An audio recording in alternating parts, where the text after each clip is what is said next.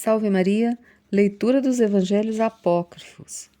Os apóstolos confortam a Maria. Os apóstolos começaram a entrar na casa de Maria e disseram todos: Maria, nossa irmã e também mãe, daqueles que foram salvos, a alegria esteja contigo. Disse-lhes Maria: Como vos reunistes aqui e quem vos falou a meu respeito, comunicando que devo sair do meu corpo? E como vos encontrastes todos juntos? Vejo que estáis tristes. Explicaram-lhe. Ninguém abandonou a cidade onde se encontrava. E contaram-lhe como vieram, como a nuvem os tinha arrebatado e trazido até ali. E todos a bendisseram, desde Pedro até Paulo, dizendo: Abençoe-te o Senhor, que pode salvar a todos. Maria alegrou-se em seu espírito e disse: Bendigo aquele que distribui toda a bênção. Bendigo o grande querubim de luz que habitou em meu ser, em meu ventre. Bendito toda a obra de tuas mãos, que obedece a todas as suas ordens. Bendigo o amor com que me amastes. Bendigo a palavra de vida que fizeste cair de meu seio e que nos foi dada na verdade. Creio que acontecerá tudo o que me dissestes, pois me afirmaste que mandarias para junto de mim todos os apóstolos na hora de deixar o corpo. E eis que se reuniram, e estou no meio deles, como a videira que frutifica na época própria, como no tempo em que estávamos contigo. E também como a videira entre teus anjos, enquanto submetes teus inimigos a todas as tuas obras. Bendigo-te com toda a bênção. Acontecerá o que me dissestes. Disseste-me que me verias com os teus apóstolos quando chegasse para mim o momento de deixar o corpo. Dizendo isto, Maria chamou Pedro e todos os apóstolos, levou-os para o interior da casa e mostrou-lhes o que era necessário para os seus funerais e para o seu sepultamento. Saíram em seguida e sentaram-se no meio de todos os que tinham acendido lâmpadas, para não deixá-las apagar, conforme Maria lhes determinara. Noite de vigília. Maria espera a morte. Quando se pôs o sol, no segundo dia, e portanto no início do terceiro, no qual Maria devia deixar o corpo, Pedro disse a todos os apóstolos: Meus irmãos, quem possui uma palavra apropriada às crianças, fale durante a noite toda até que surja o sol. Disseram os apóstolos: Quem é mais sábio do que tu? Todos nós somos pequenos diante de ti. Então Pedro começou a falar-lhes: Vós todos, meus irmãos, que vos encontrais aqui neste momento junto a esta nossa mãe, Maria, que ama os homens, vós que acendestes as lâmpadas, visíveis como o fogo da terra, vós agistes corretamente. Quero também que cada homem tome a lâmpada espiritual, a lâmpada daquele que vestiu a criatura humana com 3 focos luminosos, a nossa alma, o nosso corpo e o nosso espírito, que brilham, todos os 3, com verdadeiro fogo. Disto eu me glorio e não me sinto confundido, esperando que entreis para as núpcias. Entrareis e repousareis com o esposo. Assim, a lua de nossa irmã Maria encheu o mundo e não se extinguirá até o fim dos dias. Aqueles que quiserem salvar-se receberão dela a confiança. Tomando a forma da luz, receberão também o seu descanso e a sua bênção. Vós, porém, irmãos nossos, não julgueis que esta morte seja a morte. Não é morte, mas vida para sempre. Também a morte bendiz o justo diante do Senhor. Esta é a sua glória. A outra morte não pode angustiá-los. Vós não o acreditais, mas isto é claro para mim e para os apóstolos que estão comigo. Se conhecesseis a minha morte, eu vos falaria da segunda, falando desta. Temo não ter quem me escute, mas Deus Pai, cujo Espírito está agora no meio de nós, ele exige que compramos o nosso ministério. Além disto, convém que nós ouçamos aquilo que não é ouvido por aqueles que não são dignos e não querem ouvir. Pedro levantou as mãos e perguntou: De onde vem a primeira morte? Enquanto falava assim, uma grande luz brilhou na casa, no meio de todos, a ponto de obscurecer a luz das suas lâmpadas. Uma voz se fez ouvir: Pedro, não digas a ninguém.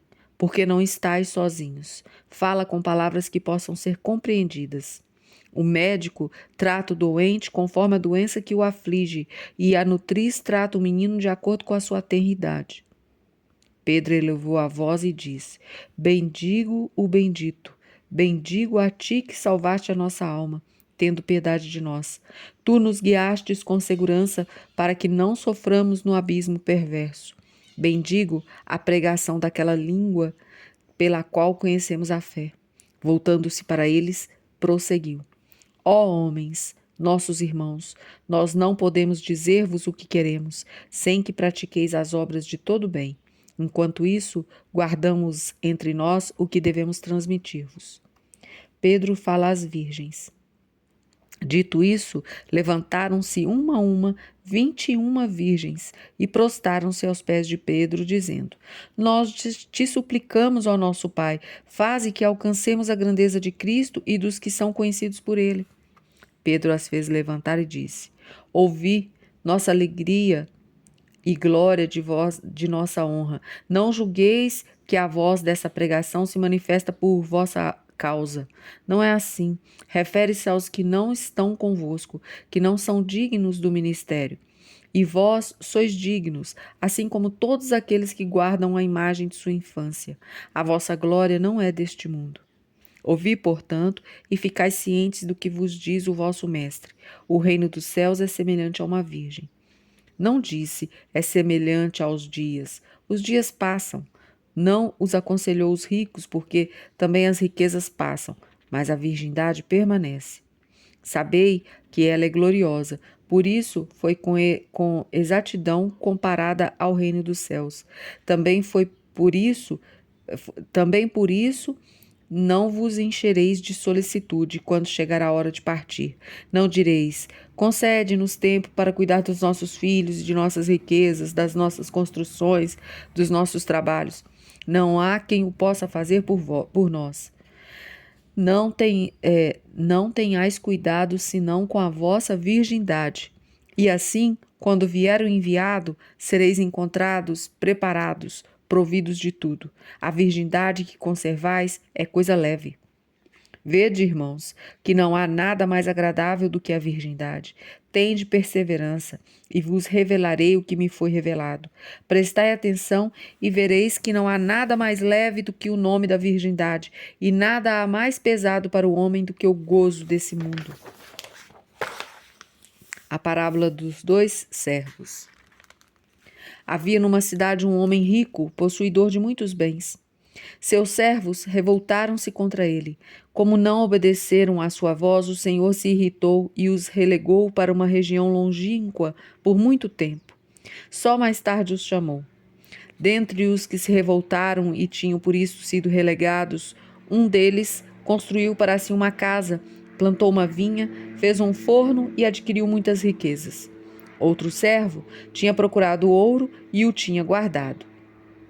Chamou um ouvires e mandou fazer um diadema de ouro. Disse ao ouvires: Sou escravo, tenho um senhor, um filho e esta coroa que vais fazer. O ouvires o ouviu e entregou-se diligentemente ao trabalho. Completou-se o tempo do exílio. O Senhor enviou um mensageiro com essa intimação: Ai de mim e ai de ti, se não os trouxeres dentro de 7 dias, tu me prestarás contas. O mensageiro partiu apressadamente. Chegou à cidade e começou a procurá-los dia e noite. Quando os encontrou, disse-lhes: Vosso Senhor me enviou a vós. Disse ao que adquirira a casa e a vinha e outras riquezas: Vamos, ó servo. Ele respondeu: Vamos, mas espera-me um pouco, até que eu venda tudo o que adquiri. Mas o que fora procurá-lo replicou: Não posso esperar-te e ter paciência contigo. Foi-me fixado o prazo de 7 dias. O servo então chorou e disse: Ai de mim, que devo deixar tudo aqui. Ai de mim, que não me encontro preparado. Disse-lhe o superintendente: Servo mau, é evidente a tua ganância. O teu senhor podia mandar-te buscar quando quiseste. Por que plantaste uma vinha e não estavas preparado quando vim chamar-te? O servo chorou e exclamou: Ai de mim, pensei que ia permanecer para sempre nessa terra longínqua. Se tivesse conhecido o desejo do meu senhor, não teria adquirido tantas riquezas neste país. O mensageiro conduziu de volta, sem que pudesse levar qualquer coisa consigo. Enquanto o primeiro servo era levado, o outro servo teve conhecimento da vinda do emissário. Levantou-se, pôs a coroa na cabeça e foi para o caminho por onde devia passar um mensageiro que o procurava com extrema diligência. O mensageiro chegou e disse-lhe: Teu senhor me enviou. Vamos, portanto, com alegria. Nada possuis e o que tens é muito leve. Não tenho aqui, respondeu, senão esta coroa de ouro. Mandei fazê-la, esperando constantemente, suplicando por misericórdia e desejando que meu senhor me mandasse um emissário para tirar-me desta terra longínqua. Há quem me odeie e poderia tirar-me a coroa. Escuta a minha súplica e vamos. Os dois servos partiram com o mensageiro.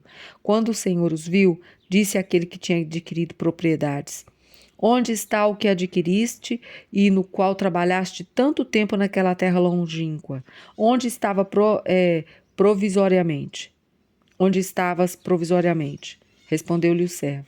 Meu senhor, tu me enviaste um soldado sem misericórdia. Supliquei que tivesse paciência comigo até que eu vendesse os meus bens e assim, sem ser humilhado, teria o valor em minhas mãos.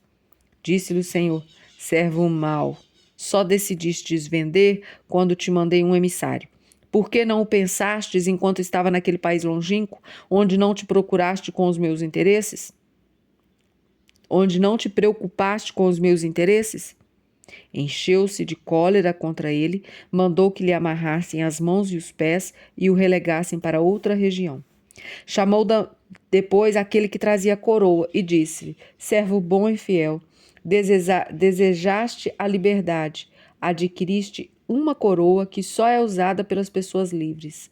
Ousaste cobrir-te com ela antes que teu senhor te desse a carta de alforria.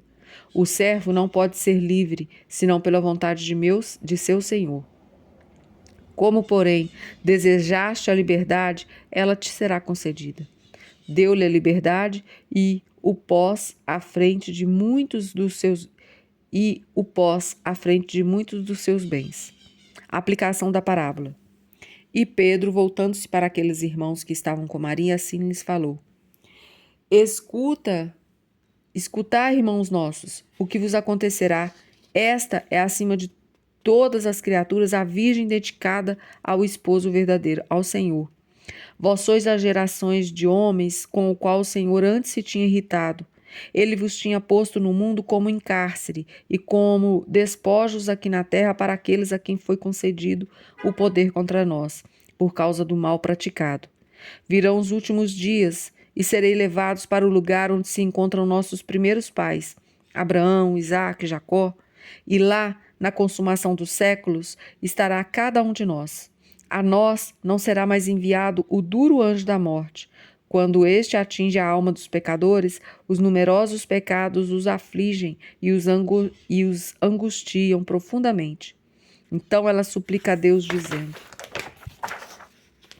Tem paciência comigo por algum tempo, até que eu repare os meus pecados que estão disseminados em meu corpo. A morte, porém, não o concede, e como aquele que está cheio de pecados, nada havendo nele de justo, será conduzido ao vale do tormento. Se, no entanto, possui obras de justiça, alegrar-se-á, dizendo: Nada me acontecerá, não tem senão a minha virgindade. E suplicará: Não me deixes nessa terra, porque há aqui quem me odeie, e poderão tirar-me o nome da minha virgindade. A alma sai então do seu corpo e a conduzem ao esposo, ao som dos salmos, até o lugar onde se encontra o pai. E quando a vê, o pai se alegra e a faz sentar com as outras almas. Agora, portanto, meus irmãos, tendes certeza de que não pereceremos neste mundo. A morte de Maria. E esse capítulo ficará para a próxima leitura. Esta leitura viajará amanhã pela madrugada e provavelmente amanhã não haverá leitura. Nenhuma das leituras que a leitora está acostumada a ler pela manhã. Mas, onde ela estiver, para onde ela vai, ela vai preparar leituras para os senhores. Não todos os dias, mas o maior número possível de leituras. A todos, obrigada pela paciência de escutar e essas leituras e um Salve Maria. Não fiquem desanimados, as leituras vão continuar. A leitura apenas precisa de um descanso também. Salve Maria a todos.